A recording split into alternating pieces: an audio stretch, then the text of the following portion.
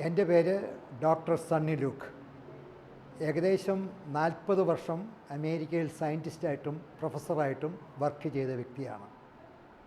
ഇതിൽ ഏകദേശം 10 വർഷം ന്യൂറോ ഡെവലപ്മെൻറ്റൽ ഡിസോർഡറിൻ്റെ പതോഫിസിയോളജിയിലും അതിൻ്റെ ഡയഗ്നോസിസിലും സ്റ്റേറ്റ് യൂണിവേഴ്സിറ്റി ഓഫ് ന്യൂയോർക്കിൽ വർക്ക് ചെയ്ത സയൻറ്റിസ്റ്റ് എന്നുള്ള രീതിയിൽ ഇവിടെ ആദ്യമായി എത്തി ഈ ഫെസ്റ്റ് കണ്ടപ്പോൾ ഏഞ്ചൽസ് എബിലിറ്റി ഫെസ്റ്റ്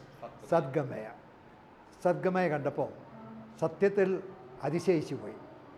കാരണം അമേരിക്കയിൽ പോലും ഇങ്ങനെയൊരു ഫെസ്റ്റ് ഞാൻ പാർട്ടിസിപ്പേറ്റ് ചെയ്തിട്ടില്ല.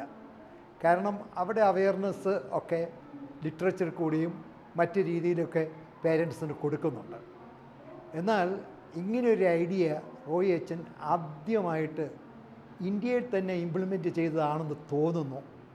കാരണം ഇവിടെ വന്നപ്പോഴാണ് റിയലായിട്ട് എനിക്ക് മനസ്സിലായത് ഇതിൻ്റെ കോഴ്സുകൾ എന്താണ്, ഈ കോഴ്സുകൾ കൊണ്ട് കുട്ടികൾക്ക് എങ്ങനെയാണ് ഇതുപോലെയുള്ള വൈകല്യങ്ങൾ ഉണ്ടാകുന്നത് എന്നുള്ളത് ഇവിടുത്തെ കുട്ടികളും ഇവിടുത്തെ സ്റ്റാഫും വളരെ നല്ല രീതിയിൽ പല നല്ല ചാർട്ടുകൾ വരച്ച് സിസ്റ്റമാറ്റിക്കായിട്ട് അവർ എക്സിബിറ്റ് ചെയ്ത് കണ്ടപ്പോൾ ഇവിടുത്തെ കുട്ടികളുടെ ടാലൻറ്റ് എന്താണെന്നുള്ളത് എനിക്ക് മനസ്സിലായി. അവർ ഈ ക്യാമ്പസ് മുഴുവനും അവരുടെ കലാവിരുത് കാണേണ്ടതാണ്. പക്ഷേ ആ കലാവിരുതെല്ലാം റൺ ചെയ്യുന്നത് ഒരൊറ്റ തീമിലാണ്, ഡിസബിലിറ്റി. ഇവിടെ വരുന്ന ഏത് വ്യക്തിക്കും എന്താണ് ഡിസബിലിറ്റി, എങ്ങനെയാണ് ഡിസബിലിറ്റീസ് ഉണ്ടാകുന്നത്, അങ്ങനെയുള്ള കുട്ടികളെ എങ്ങനെയാണ് കൂടെ ചേർത്ത് നിർത്തേണ്ടത്, അവരുടെ റൈറ്റ്സിന് വേണ്ടി എങ്ങനെയാണ് വാദിക്കേണ്ടത്, അവരും നമ്മളിൽ ഒന്നാണ്, നമ്മുടെ സമൂഹത്തിൽ ഒന്നാണ് എന്ന് ചിന്തിപ്പിക്കുന്നത് രീതിയിലുള്ള എല്ലാ രീതിയിലുള്ള പോസ്റ്ററുകൾ ഇവിടെ നൽകിയിരിക്കുന്നത് ഒരു പ്രത്യേകമായിട്ടുള്ള ഒരു അനുഭവമായിരുന്നു. അതിനേക്കാളും ഒരു ഭയങ്കരമായൊരു അനുഭവമാണ് എനിക്കുണ്ടായത്. ഒരു ആർട്ടിഫിഷ്യൽ വൂമ്പിൽ കൂടെയുള്ള ഒരു യാത്ര.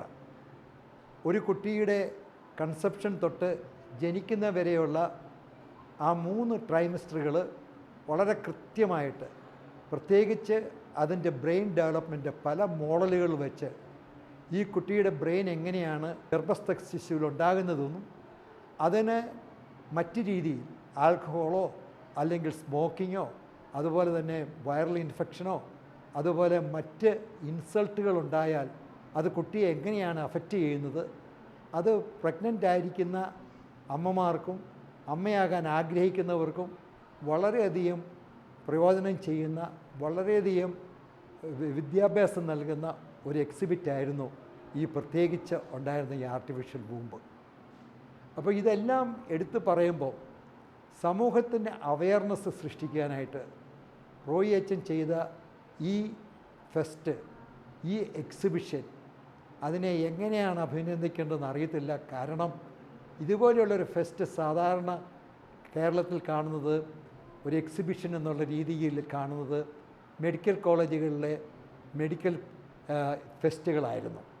പക്ഷേ അതിൽ നിന്നും വിപരീതമായിട്ട് ന്യൂറോ ഡെവലപ്മെൻറ്റ് ഡിസബിലിറ്റിയുള്ള കുട്ടികളുടെ പറ്റി ഒരു അവയർനെസ് സൃഷ്ടിക്കുവാനായിട്ട് ഈ ഫെസ്റ്റിന് സാധിച്ചു. അത് വളരെ ചാരിതാർത്ഥ്യത്തോടു കൂടിയാണ് ഞാൻ പോകുന്നത്. ഒരു സയൻറ്റിസ്റ്റ് എന്നുള്ള രീതിയിൽ ഞാൻ എല്ലാ സംഗതികളും അവരുടെ സ്പീച്ച് പതോളജി ലാബിലും അതുപോലെ തന്നെ ഓക്യുപ്പേഷണൽ തെറാപ്പി ലാബിലും അതുപോലെ തന്നെ ഫിസിക്കൽ തെറാപ്പി, ബിഹേവിയറൽ തെറാപ്പിയിലെല്ലാം എഴുതി വച്ചിരിക്കുന്ന വളരെ സിമ്പിളായിട്ട് സാധാരണക്കാർക്ക് മനസ്സിലാകുന്ന രീതിയിൽ എന്തൊക്കെയാണ് റെഡ് ഫ്ലാഗ്സ്, എന്തൊക്കെയാണ് കുട്ടികളിൽ കാണാവുന്ന റെഡ് ഫ്ലാഗ്സ്, അത് കഴിഞ്ഞാൽ എങ്ങനെയാണ് അവർക്ക് അറ്റൻഷൻ നൽകുക എന്ന് ഉള്ള ആ ഒരു അവയർനെസ് റൈറ്റപ്പ് എന്നെ വളരെയധികം ആകർഷിച്ചു. Thank you.